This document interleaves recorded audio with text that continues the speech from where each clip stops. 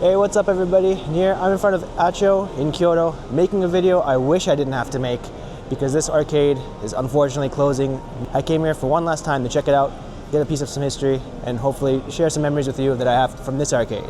But before going into the arcade, I went to my favorite tonkatsu place, Katsukura. This location is just a few steps away from the original a-cho location, so it was really easy to go to. So you go here, you kind of smash your sesame seeds, you pour some dressing on it, and then you get your nice pork cutlet dish. I love this, it's absolutely fantastic. So first we give it a little dip, then we... So let's go ahead and take a look.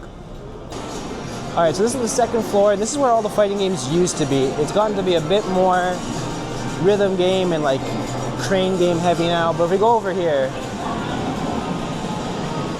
we still got a bunch of fighting games. Let's check it out. Oh man.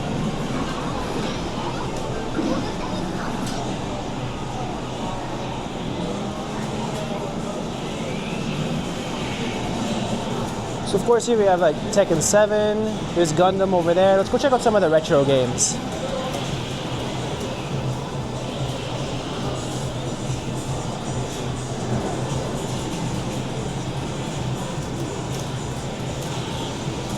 I can't tell you how much money I spent on this KOF 98 cab my first 2 years in Japan. I used to play this all the time, almost every day. We gotta check out this corner over here. Now this corner here, this might just look like a regular old corner with a bunch of cables and everything. Whenever they did national tournaments in Japan, like for things like Third Strike, Street Fighter 4, all those other games, the finals, the grand finals will always be held over here in this corner. So a lot of your famous fighting game players from Japan who played old games, a lot of them won first place and made a lot of memories here in this corner. So this is like a legendary space for fighting game players here in Japan. And honestly, as we're taking this video, like, I can't believe this is gonna go away. It actually hurts. Alright, so this corner here, this is where they used to have a bunch of old like Arcadia magazines, like monthly fighting game magazines, which don't exist anymore, not in publication. We got a couple left over here. I'm not quite sure what these are. Let's take a quick look. I think these are all signed, like books you can sign to say you came into the arcade. Let's take a quick look. Yeah, just notes you can write to the staff, to the people working here. 2000, this is from 2011. This is like, what, 13 years ago? 14 years ago? Damn. And then I don't know what this is all about. I don't know whose phone this is, if they're ever gonna pick it up, but there's a phone in here. It seems like there's a Blaze Blue Continuum Shift trophy in here. You can't really see it. I can't read it from this angle. Blaze Blue Continuum Shift 2. It looks like some sort of trophy. But I don't know who won it or what it's for. It's really hard to read with that angle. But yeah, lots of history here. Then over here we have a cafe. They used to make like karaage and like corn dogs, sorry. Yeah, they used to make corn dogs here, karaage, and they used to have like some of the cosplay staff selling you all this stuff, but I don't think they've ran this for years. They haven't done this for years. And then of course we got this. Go home and be a family man, but this is, I don't know if you guys know this, the translation for go home and be a family man is actually different. It says, you're going home, huh? I guess you have a family too, is what he says in Japanese.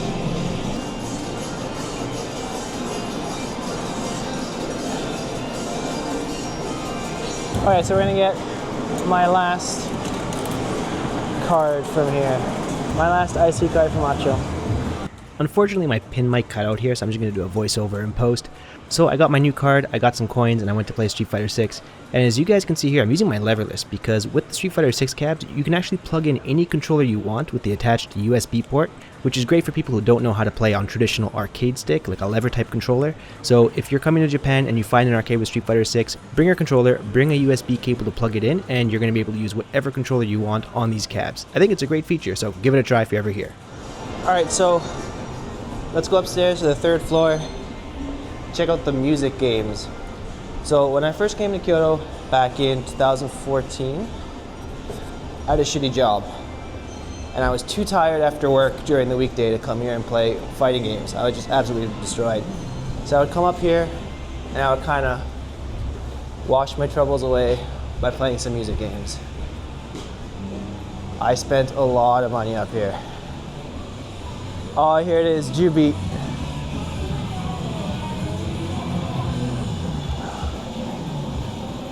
This layout has changed a bit too. There used to be all music games, like no other kind of games up here, but these Jubeat machines, I think my first 3 months living here, I must have spent $1,000 easy the first 3 months playing this after work.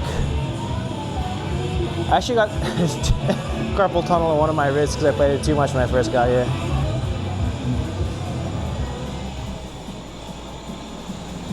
We got Beatmania. Some shmups over here.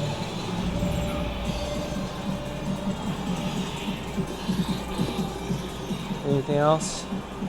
Yeah, lots of shmups. Some game, like a puzzle game, we get to undress people, I think. But yeah, mostly just rhythm games, like some like smaller puzzle games. And you have like Capcom Fighting Jam here, which is pretty rare. Stuff like that. Then here is also the Sound Voltex area. I never played too much Sound Voltex. I did a little bit at the end, but I kind of just only played fighting games when this game came out. So this was a fun game too. But I think for old time's sake, I gotta play Jubeat. I don't have my card with me or nothing, so it's not like I can get to play any of the good games, but I'm gonna play this one more time. I'm a really nostalgic person, and before I left the arcade, I just wanted to do one last tour around the ground floor just to capture as much video as I could, just so I can look back one day and remember what the layout of this arcade was. So this is me coming from the back exit of the arcade, walking right to the front, and this is the exact route I used to take every single time when I would go home after I was done at the arcade. So I hope you guys enjoyed just a quick final tour of my exit from the arcade.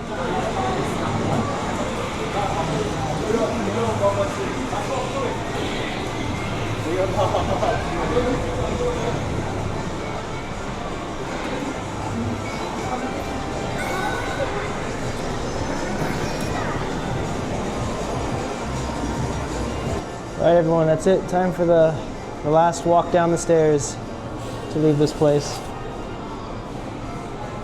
It was fun. Glad I got to come back. But I gotta be honest, it's sad. I'm very thankful for all the memories I had here, and thank you, a-cho, for making my first day in Japan fantastic.